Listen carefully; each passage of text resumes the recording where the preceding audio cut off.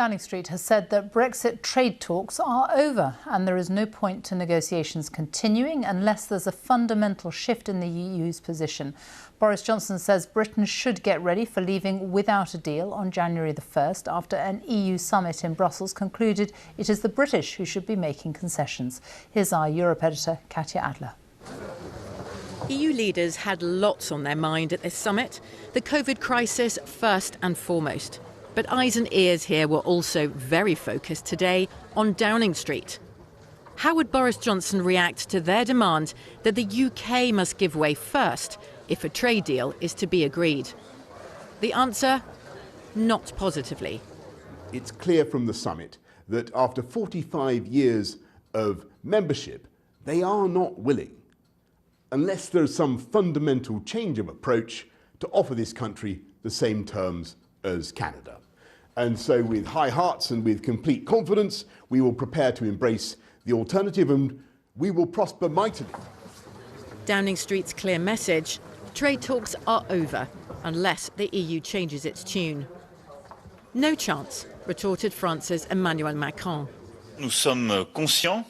We are always aware that it's the United Kingdom that wanted to leave the European Union, that is leaving the European Union, and that needs an agreement even more than we do. After months and months of EU and UK negotiators shuttling backwards and forwards between London and Brussels, both sides are fed up.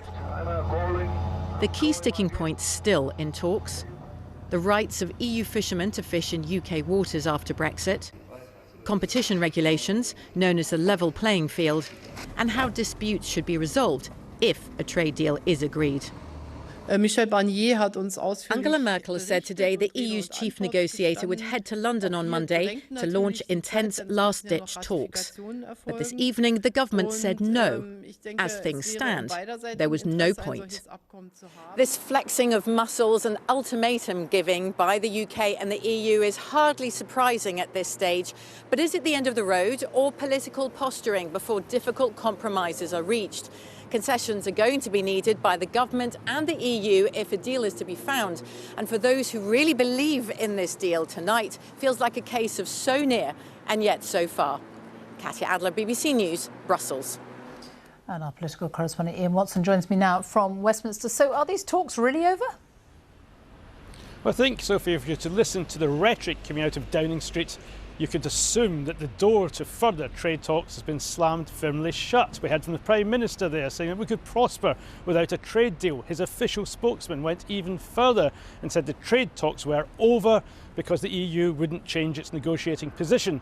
And tonight, Lord Frost, the UK's chief negotiator, spoke to his EU counterpart Michel Barnier and in effect told him it wasn't worth his crossing the channel for any future talks at this stage.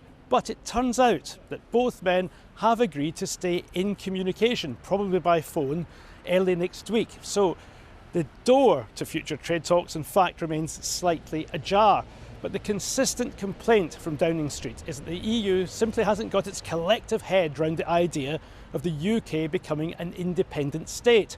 So it's looking for a big, perhaps looking for too big a change in attitude from Brussels. Tonight, Labour are urging the government to pull back from the brink of no deal. And in truth, Sophie, I think that's where we are, very much on the brink, but not past the point of no return. Iain, thank you.